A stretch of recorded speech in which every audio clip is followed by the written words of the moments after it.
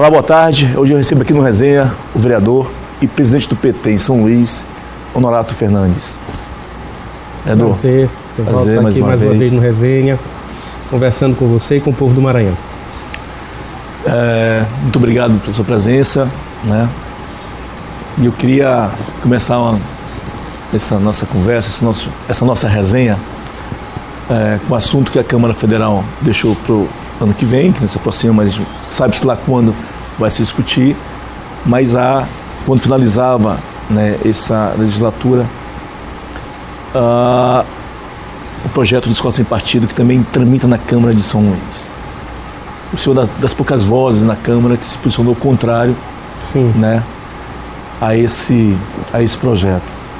Qual é o cenário que se tem na Câmara e qual é a perspectiva disso retomar com alguma força em 2019, vereador?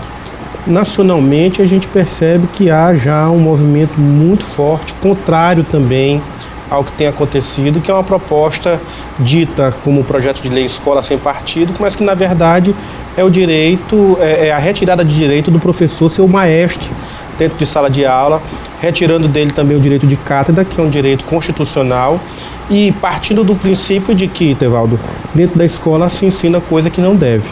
Muito pelo contrário, tem muita gente indo para a escola da infância e da juventude que já vai com uma carga de experiência extremamente negativa. Então é um projeto, na realidade, que cerceia o direito dos profissionais de educação de atuarem de forma respeitosa, digna, dentro de um currículo estabelecido comum nacionalmente. E esse debate lá, a sociedade se manifestou e conseguiu não aprovar o relatório no Congresso, na Câmara de Deputados, pela comissão. Aqui em São Luís temos também esse debate, projeto de lei apresentado por o vereador Chico Carvalho, que por sinal é do PSL, é um projeto de lei que a gente conseguiu já em 2017 fazer com que ele não viesse para a ordem do dia, para a pauta na Câmara Municipal de São Luís, e que nesse ano, com a eleição do Bolsonaro, voltou à pauta extremamente reacionária de projetos de lei, cujo título faz simpatia, traz a simpatia da população, mas que ao mesmo tempo o conteúdo nada tem a ver com o título, que é o projeto Escola Sem Partido. Escola sem partido. As escolas não têm partidos hoje. Os professores não vão para dentro de sala de aula dizendo que as pessoas têm que ser do partido A ou B. Lá tem o pluralismo, né? Você discute história e geografia dentro de uma perspectiva de convívio social, e aquilo que a história mostra é justamente a participação da política como instrumento de organização da sociedade. Você não tem como ir falar de história sem falar da política. Você não tem como falar da história do Brasil sem falar dos ex-presidentes, do que eles trouxeram de bom, do que nós tivemos de erros e acertos nessas diversas gestões até os dias de hoje. Então, a gente é totalmente contrário, acredita que esse é um debate que volta no início do ano de forma intensa, mas também creio que não só os profissionais da educação, mas como a sociedade como um todo, à medida que conhece o que é esse projeto, entende com clareza que, na verdade, o que se tem ali é um disfarce para não se discutir aquilo que deveria se discutir na educação. Vereador, aponta muito, né, quem defende esse projeto aponta muito para um sentido de doutrinação em sala de aula. O senhor tem o hábito, né, de percorrer escolas, visitar escolas, né, acompanhar esse processo educacional no município. O senhor tem recebeu em alguma situação essa possibilidade de que há doutrinadores em sala de aula e não docentes que preparados para, né, lecionar e debater aquilo que está proposto nos currículos? Isso é um falso debate. Esse debate é justamente para a gente não tratar do que a gente deve tratar da educação.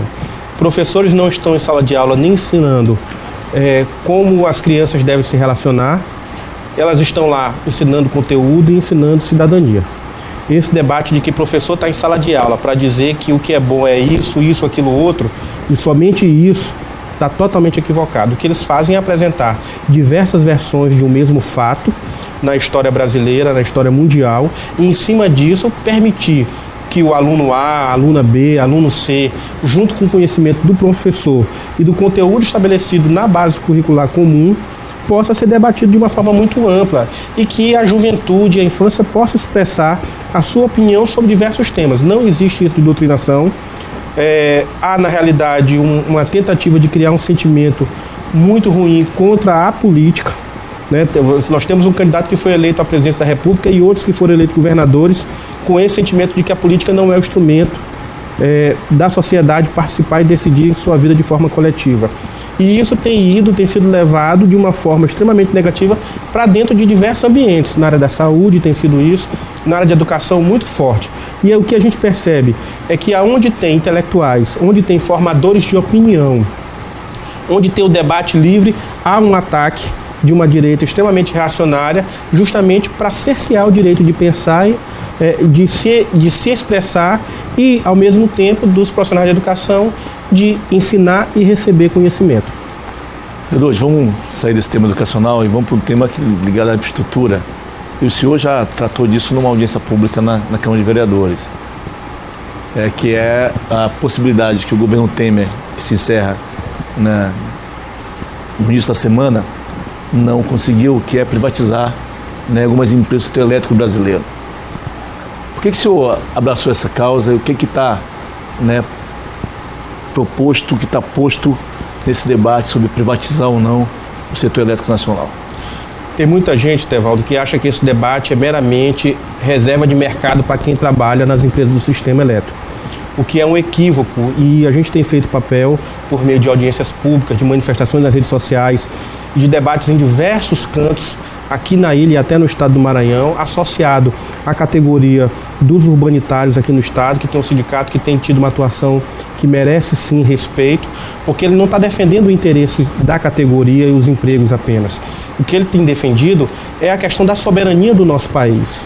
Nenhum país que se respeita entrega energia, o controle do sistema elétrico no mundo, em países que se respeitam, são feitos por eles, pelo governo. E aqui no país há um entendimento de que a gente tem que entregar tudo que é nosso para o controle do capital, em especial do capital estrangeiro. Significa dizer que a gente pega as nossas riquezas e os nossos potenciais, que deveriam garantir estabilidade e soberania ao povo brasileiro, e entrega água e energia para o controle do capital estrangeiro, em especial do capital americano.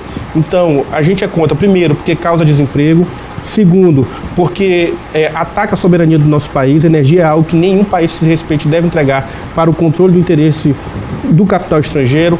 Terceiro, nós estamos entregando, à medida que entrega o sistema elétrico, nós estamos entregando os nossos rios, porque a maioria da energia produzida hoje no país é das águas, é fruto do movimento das águas, e significa dizer que essas águas ficarão também sob o controle dessas empresas, que estarão sob o controle do interesse internacional, e o governo que está aí apresenta novamente essa proposta de uma forma muito intensa, apresentando inclusive uma secretaria para cuidar do processo de privatização das estatais e de outras empresas brasileiras, como a própria Petrobras, que já há muito tempo um ataque em cima dessa empresa para tentar, aos poucos, tirar pedaços da empresa e poder terceirizar, e o povo brasileiro tem que saber qual é o resultado disso. O resultado é menos emprego para o povo brasileiro, entrega do controle de uma estatal importante para garantir a autonomia do país para o capital internacional, significa dizer aumento das contas de energia para o povo brasileiro,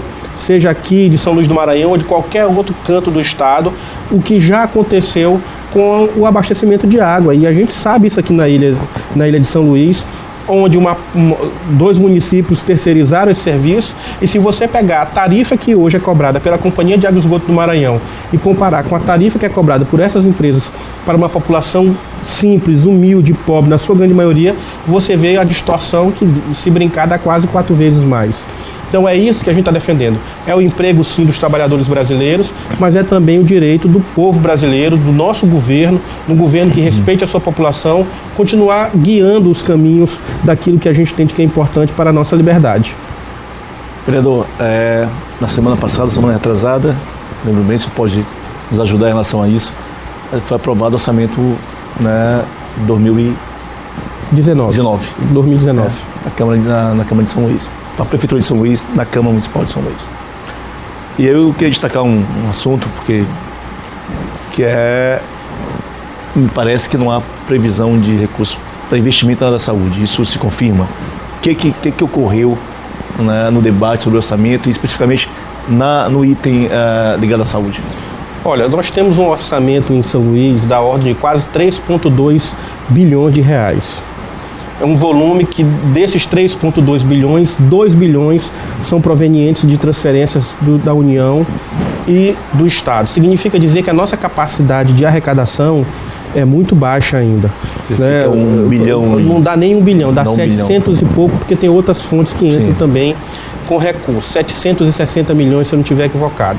Esse orçamento alimenta 30 funções no município, que é educação, saúde, esporte, meio ambiente, e a gente procurou fazer um debate muito forte, muito intenso, utilizando as redes sociais para mostrar o que significa isso. Nós tivemos pastas no município, políticas públicas na área de esporte, por exemplo, que saíram de 16 milhões para 5.300. Significa dizer que tem um déficit na área de atuação política, de políticas públicas na área de esporte. Significa dizer menos bolsa para atletas, menos campos de futebol nos bairros, menos quadras em pleno funcionamento. E a gente fez esse debate, a Câmara Municipal apresentou emendas para ajustar isso, para garantir um pouco mais de condição orçamentária para implementar algumas medidas que são importantes.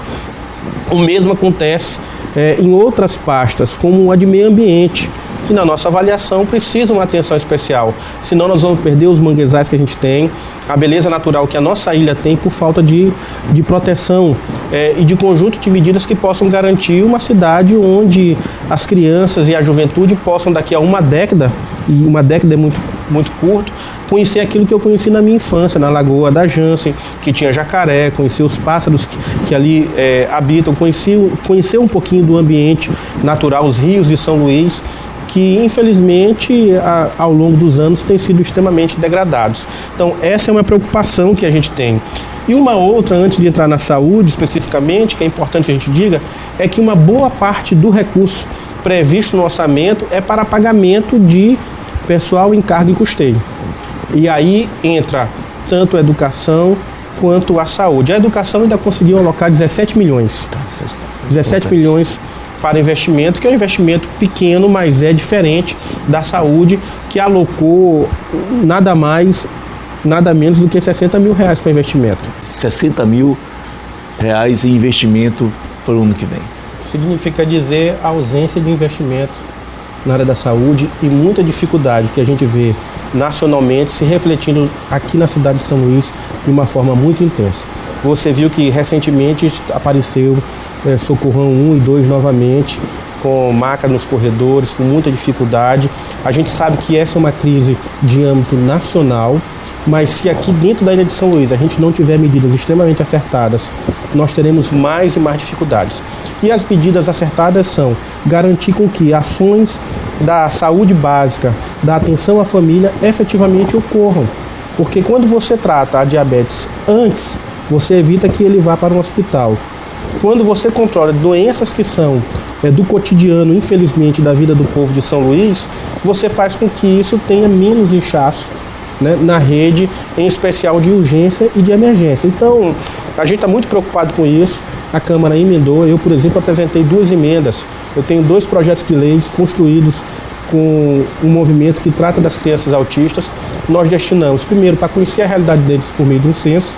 Então, foi destinado orçamento e aprovado pela Câmara. Segundo, para fazer a identificação desses autistas, tem um pleito do Ilha Azul, que é uma entidade que congrega vários familiares, pais e mães e responsáveis de crianças e adultos que são autistas. Então a gente fez isso. Fizemos também, a Câmara aprovou a emenda que trata da questão do hospital para tratamento dos animais da Ilha de São Luís, porque isso tem uma questão também de saúde. Nós temos calazar e outras doenças provenientes do convívio com os animais que hoje não tem o devido acompanhamento e faz com que a gente tenha um aumento disso. Então, há uma preocupação por parte do parlamento no sentido da gente ter uma atuação cada vez mais forte para enfrentar essas dificuldades que a gente sabe que são nacionais, mas que localmente elas estão multiplicadas aí pelo menos por 3. Agora, eu queria trazer uma questão que aí é da política, que envolve a saúde municipal. Por que houve uma tentativa na Câmara de uma abertura da CPI para discutir a questão da saúde do município de São Luís? O que está havendo entre a CEMUS, Secretaria de Saúde, com a Câmara Municipal? Na realidade, nós tivemos 2 pedidos de abertura de CPI. O primeiro deles, pedido pelo vereador Estevão Aragão, faz parte do grupo de oposição hoje à gestão do prefeito Edivaldo e que apresentou uma folha de pagamento com aproximadamente 6.514 servidores lotados na Secretaria de Saúde. Então ele avaliou esse número, um número extremamente elevado, apresentou essa folha retirada do portal e abriu esse debate. Isso não foi aprovado, a abertura da CPI, até porque a gente acredita que antes disso o secretário tem que apresentar outras informações para, a partir disso em si, se não ficar claro, você poder fazer a abertura de um instrumento que é um instrumento de extrema responsabilidade. Na hora que você abre um processo de investigação do nível de uma CPI, significa dizer que você tem um desdobramento. Eu, em especial, avaliei que não era, na minha ótica, o momento para se ter abertura dessa CPI, tendo em vista que o secretário até então não tinha se negado de forma nenhuma, até hoje, de prestar as informações com relação não só à Folha, como aos serviços provenientes e de obrigação da Secretaria de Saúde. O outro pedido de CPI, Tevaldo, é do vereador Umbelino, que pede por conta da perda de medicamentos.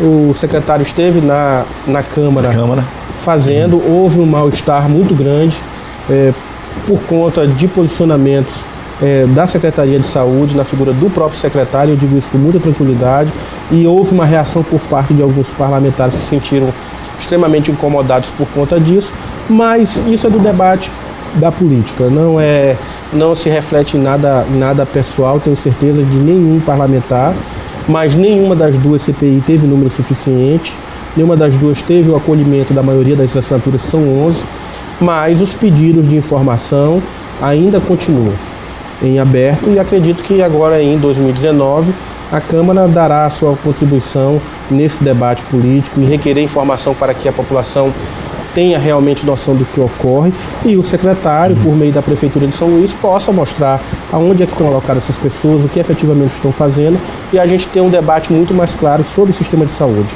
Eu tenho certeza que hoje, o momento que se apresenta para o país e para o estado do Maranhão e São Luís, fruto da política nacional, será um momento de extrema dificuldade. Eu não tenho muita tranquilidade com relação a 2019 por conta disso. Há um processo de desmonte da saúde, de enfraquecimento do sistema SUS, como há também um processo de desmonte do próprio sistema educacional no país. Isso tem um reflexo aqui na Ilha de São Luís, tem um reflexo para a nossa população e um dos reflexos é a gente ver macas ainda pelos corredores de muitos hospitais. Mas é isso que eu queria propor agora para nós conversarmos, é sobre 2019. Você tem o presidente eleito e empossado próximo dia 1º, você tem uma série de novos governadores, alguns eleitos hoje estão assumindo o cargo pela primeira vez, uma perspectiva de um cenário econômico muito ruim ainda, Se imaginava que seria da crise para se respirar, mas isso aponta para um lugar muito difícil. Isso é muito difícil econômico. Do ponto de vista da política, se mantém um ambiente muito hostil também. É hostil, um debate ainda muito acirrado, muito ruim, muito desqualificado da política.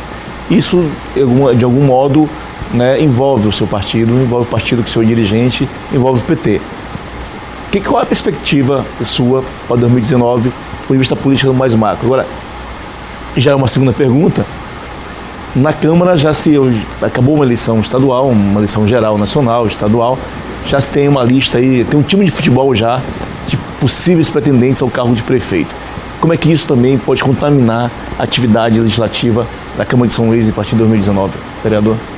Com relação ao cenário nacional, na minha modesta avaliação, não como presidente do PT, como vereador, mas como cidadão, eu vejo com extrema preocupação. Primeiro, porque eu vejo um governo que foi eleito por meio do voto, e eu respeito o voto, tem quem não respeite. Quem não respeitou tirou a Dilma, que foi eleita legitimamente, e encontraram motivo para que ela não assumisse hoje. Quem não respeita a Constituição foi lá e prendeu o presidente Lula, que é um preso político, diga-se de passagem, num processo frágil, num processo que visou basicamente extinguir o Partido dos Trabalhadores, na minha avaliação, e com isso levar a pobreza extrema, coisa que já acontece na nossa ilha, para o nosso povo. É uma política diferente. O que está em debate hoje no cenário nacional é o que já esteve no passado de uma forma extremamente velada e que hoje está muito aberto. É uma política onde acredita-se que o governo tem que trabalhar para uma minoria e o restante do povo vence na vida se tiver mérito. Então bota o filho do mais pobre, me desculpa a expressão, do lascado, daquele que não tem o que comer, e para concorrer com o filho da classe média, o filho de quem teve condição, e se diz que o filho do pobre não venceu na vida porque é preguiçoso. O filho de quem é da classe média venceu na vida porque teve mérito, porque teve esforço. Isso é uma das maiores injustiças que a gente pode ver. Esse governo que está aí tem uma bandeira extremamente reacionária. É escola sem partido, é a cultura do ódio implementada no discurso e que a gente já vê sendo executada por uma parcela da população que acredita nesse discurso do armamento, da prisão dos menores, né, da tortura, ou seja, coisas que a gente via na época medieval, na época de 64, e que a gente volta a ver sendo pautado no momento onde se busca o fortalecimento da democracia. Aí você tem o processo de privatização e entrega do capital brasileiro para o controle estrangeiro, aí você tem o enfraquecimento da classe trabalhadora, ou seja, uma agenda extremamente negativa que os deputados do Maranhão, os deputados federais do Maranhão e senadores terão que ter muita responsabilidade com os seus votos, porque ali eles irão definir a vida não só do povo de São Luís, do povo do Maranhão, mas a política que a gente quer que atenda ao nosso povo, se é aquela que inclui e traz para dentro aqueles que estão esquecidos, ou se vai ser aquela de cada um que se vire e vença na vida como quiser. Em São Luís nós temos um outro debate. E aí eu lhe pergunto, volto a fazer a pergunta, como é que essa proposição de nomes, situações pode atrapalhar ou pode contaminar esse ambiente legislativo municipal com uma multi-pré-candidatura para a eleição em 2020? Daqui a pouco tem mais candidato do que eleitor. Essa será uma eleição onde não existe a reeleição, que o prefeito Edivaldo não é candidato à reeleição, é óbvio que o partido dele e provavelmente o grupo mais próximo dele deve apresentar um projeto, onde a gente sabe que os outros partidos, tanto aliados hoje do prefeito, quanto os não aliados, também têm todo o direito, isso faz parte do debate democrático de apresentar nomes. O nosso partido ainda vai fazer essa discussão, mas provavelmente também deve pautar esse debate da Ilha de São Luís, não só por ser a capital do nosso estado, mas por ser um espaço onde a gente consegue falar com o estado de uma forma geral. A política que a gente debate aqui é uma política que é levada para os outros 216 municípios do nosso estado. O PT é o maior partido de esquerda, o PT infelizmente só tem um deputado federal do Maranhão, um deputado estadual e um vereador, o Honorato Fernandes, o deputado Zé Inácio, o deputado Zé Carlos. Precisa fazer mais política para poder apresentar as suas propostas de uma maneira mais clara para a sociedade. E fazendo mais política é possível que você, por exemplo, tenha, que há muito tempo não há, você tenha mais de um vereador na Câmara de São Luís, presidente? Eu acredito que essa é a nossa grande missão. Primeiro, pautar o debate com a sociedade aqui em São Luís sobre o que a gente acredita que deve ser um governo que pense cada vez mais nas pessoas. O que nós podemos fazer para melhorar o atendimento na saúde, na educação, para preservar os manguezais, para preservar a infância e a juventude e fazer um debate mais qualificado, apresentando as propostas que a gente defende a nível nacional, que já chegaram a ganhar por 4 vezes eleições e governar esse país, e aqui na cidade de São Luís a gente também pretende fazer esse debate. Vocês perderam essa relação, vocês perderam esse canal de diálogo com a sociedade maranhense, novicense, vocês perderam esse espaço de discussão, de debate com a sociedade na capital maranhense? Eu acredito que durante muito tempo, para você ver, eu estou no 2º mandato de vereador e antes de eu assumir em 2013, nós passamos 8 anos sem ter um vereador do Partido dos Trabalhadores na Câmara Municipal de São Luís. É muito tempo quando você pega que justamente do auge do governo do Partido dos Trabalhadores no país, e a gente perpetua basicamente a mesma política e o mesmo espaço de poder e de discussão política após a eleição. Então, nós teremos sim esse debate ainda internamente. Acredito que existe a possibilidade do PT apresentar nomes para o debate na cidade de São Luís, que não é o meu, digo de pronto, não tem nenhuma pretensão com relação do campo pessoal, mas acho que o debate o partido tem que fazer para fortalecer aquilo que a gente acredita enquanto uma cidade mais justa e melhor para todos. Honorato Fernandes, muito obrigado. Eu que agradeço. Fiz um novo, boa sorte na 2019, bom trabalho. O resenha fica por aqui. Eu volto na próxima sexta-feira, depois do programa Zé Cirilo. Uma boa tarde a todos e até lá. Tchau. Um belo ano novo.